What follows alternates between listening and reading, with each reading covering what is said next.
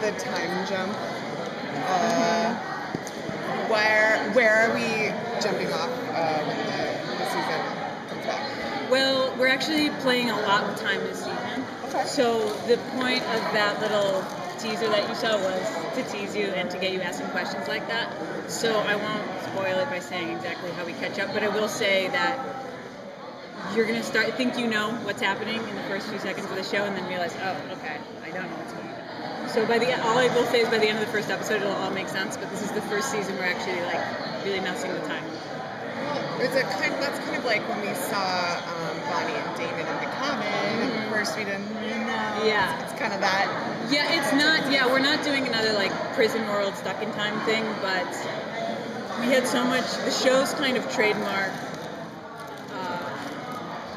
thing that the show's so good at is like going back to flashbacks and really embracing like period pieces, like those kind of stories. And so we thought, what is like a fun way to engage the audience is to maybe like tease little glimpses into the future. And so as you're sort of seeing stories pops that happen in the future, you're starting to figure out, how did that happen? What's going on? Right? And then as you watch the present day story, they'll start to put together, okay, that's how this happened. How far ahead in the future was that? That you'll see when you watch. Are we going to see flashbacks to a time period we haven't seen before? So far, no. We have one flashback coming up in episode 3 that goes back to 1863. If you recall, that's when the boys were still human. So that's always fun to do because it gives the actors a chance to remember who, kind of where they came from season 1. And how are the characters? They're all going to be dealing with a tremendous loss this season. How is that going to happen? Well, when we wrote episode 22, the finale last year, we were like, let's make sure that when Elena leaves her friends, that she sort of empowers them to move on kind of quickly, because what we didn't want to do as storytellers, and I'm sure nobody kind of wants to see, is like the actual grief period of losing somebody, because it's not like she died. So we try to kind of instill that in like the joy that she had when she was saying goodbye to everyone, that she kind of was like, look, this is the best case scenario for what's happening. So that being said, obviously the characters will miss her, and she's still part of the narrative of the show. But, because, she is still, there's a casket sitting there in Mystic Falls. So she is still in everyone's mind, but obviously the person grieving the most is, and actually, like, going through the grieving process is Damon. So we decided, what's Damon's story this year?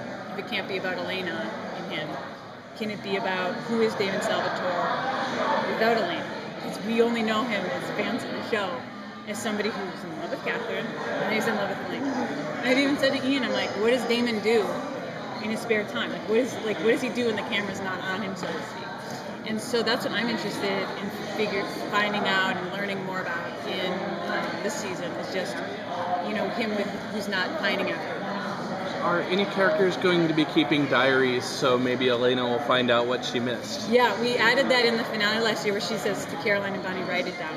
And so the characters are writing it down. So it's a way for them to talk to her and feel like she's still engaged in their lives.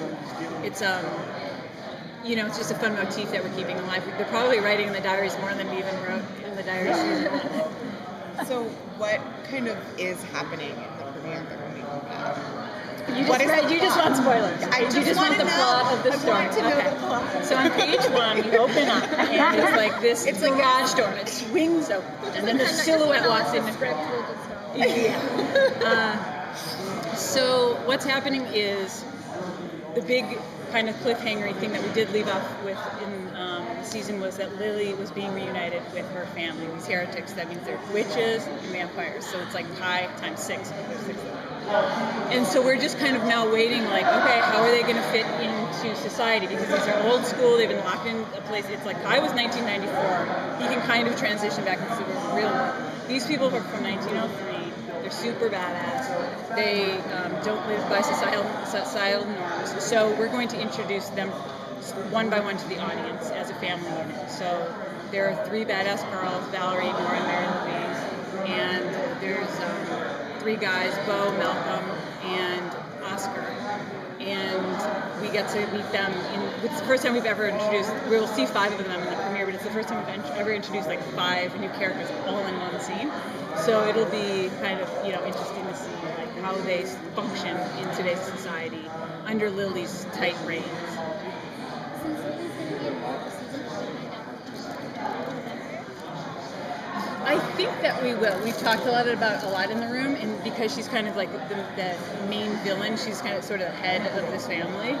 We are going to get to know a lot more about her, what makes her tick, does she have a love interest, what's more important to her, which family, these heretics or her real, sons, Damon and Stefan. So she's one of the most complex characters of the season for sure, because she's in charge of this like incredibly volatile family, and all she really wants is her sons, Damon and Stefan, to love her adopted family, just all live in peace. But that's never going to happen. How is this time jump going to affect maybe potential crossover in the future? I think we'll manage to stay pretty close to the originals, yeah. Okay. Yeah, we don't have a lot of people ask about crossovers, and I badly want to do a crossover. I got a million ideas. It's very hard to, I don't know if we actually will this season, but it's hard. It's just very hard to coordinate that. It's without boring you guys to death, the logistics of it, but I would love to. So if we don't do it, don't blame me.